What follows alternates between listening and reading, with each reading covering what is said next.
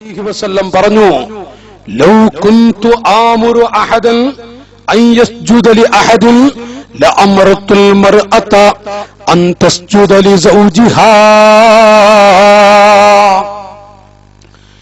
ഞാൻ ഒരു മനുഷ്യനോട് കൽപ്പിക്കുന്നുവെങ്കിൽ വേറെ ഒരു മനുഷ്യന് സുജൂദ് ചെയ്യാൻ ഞാൻ കൽപ്പിക്കുന്നുവെങ്കിൽ അമർത്തുൽ മർഅത അൻ തസ്ജുദ ലി സൗജിഹാ. ഒരു പെണ്ണിനോട് ഭർത്താവിന് സുജൂദ് ചെയ്യാൻ ഞാൻ കൽപ്പിക്കുമായിരുന്നു. പെണ്ണിനോട് ഭർത്താവിന് സുജൂദ് ചെയ്യാൻ ഞാൻ കൽപ്പിക്കുമായിരുന്നു.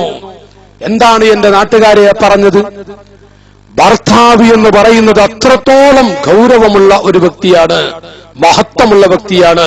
പക്ഷേ അല്ലാഹു അല്ലാത്ത ഒരടിമക്കും സുജൂദ് ചെയ്യാൻ പറ്റുകയില്ല, ഒരടിമക്കും സുജൂദ് ചെയ്യാൻ പറ്റുകയില്ല. ഞാൻ അങ്ങനെ കൽപ്പിക്കുമായിരുന്നുവെങ്കിൽ ഭാര്യ ഭർത്താവിന് സുജൂദ് ചെയ്യണമെന്ന് ഞാൻ പറയുമായിരുന്നു. വല്ലദീ നഫ്സീ ബിയദിഹി ലാ തുഅദ്ദുൽ മർഅതു ഹഖ്ഖ റബ്ബിഹാ ഹത്താ തുഅദ്ദിയ ഹഖ്ഖ സൗജിഹാ. നബി സല്ലല്ലാഹു അലൈഹി വസല്ലം പറയുന്നു, എന്റെ വാല് കേൾക്കുന്ന നല്ലവരായ സ്ത്രീകളെ, സഹോദരിമാരെ, ലാ തുഅദ്ദുൽ മർഅതു, ഒരു പെണ്ണ് ലാ തുഅദ്ദുൽ മർഅതു ഹഖ്ഖ റബ്ബിഹാ, ഒരു പെണ്ണ് ആ പെണ്ണിനെ പടച്ച റബ്ബിന്റെ ഹക്കിനെ വിട്ടുകയില്ല. ഹത്താ തുഅദ്ദിയ ഹഖ്ഖ സൗജിഹാ, ഭർത്താവിന്റെ ഹക്കുകൾ വീട്ടുന്നതുവരെ ഈ യജമാനനായ റബ്ബിന്റെ ഹക്ക് വീട്ടു എന്ന് ഒരു പെണ്ണിന് പറയാൻ പറ്റുകയില്ല. എന്റെ വഅദ് കേൾക്കുന്ന നല്ലവരായ സഹോദരി, എന്റെ വഅദ് കേൾക്കുന്ന സ്ത്രീകളെ, ഇതാരാണ് പഠിപ്പിക്കുന്നത്? കാരുണ്യത്തിന്റെ മുത്ത് മുഹമ്മദുർ റസൂലുള്ളാഹി സ്വല്ലല്ലാഹു അലൈഹി വസല്ലം.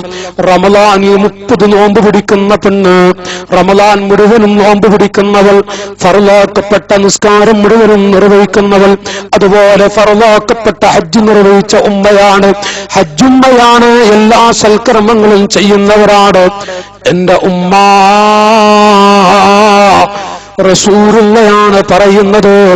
സ്വർഗം എന്താണെന്ന് പഠിപ്പിച്ച, ഇബാദത്ത് എങ്ങനെയാണെന്ന് പഠിപ്പിച്ച, സ്വർഗത്തിലേക്ക് കടക്കാനുള്ള വഴി എന്തൊക്കെയാണെന്ന് പഠിപ്പിച്ചു തന്ന അഷ്റഫുൽ ഖൽഖാണ് പറയുന്നത്, ലാ തുഅദ്ദുൽ മർഅതു ഹത്താ ഹഖ്ഖ റബ്ബിഹാ ഹത്താ തുഅദ്ദിയ ഹഖ്ഖ സൗജിഹാ. ആ നിസ്കാരം അല്ലാഹു സ്വീകരിക്കണമെങ്കിൽ, ആ നോമ്പ് പടച്ച റബ്ബ് സ്വീകരിക്കണമെങ്കിൽ, അതുപോലെ മറ്റുള്ള അമലുകൾ അല്ലാഹു സ്വീകരിക്കണമെങ്കിൽ ആ പെണ്ണിന്റെ ഭർത്താവിന്റെ ഹക്ക് വീട്ടേണ്ടതാണ്. ഭർത്താവിന്റെ ഹക്ക് വീട്ടാതെ ഒരിക്കലും തന്നെ അത് സ്വീകരിക്കുകയില്ലെന്ന് പഠിപ്പിച്ചുപോയ റസൂലുള്ളാഹി സ്വല്ലല്ലാഹു അലൈഹി വസല്ലം. എന്റെ നല്ലവരായ സഹോദരി, യജമാനനായ റബ്ബിന്റെ ഹക്ക് വീട്ടിയെന്ന് പറയണോ? ഭർത്താവിന്റെ ഹക്ക് വീട്ടണം.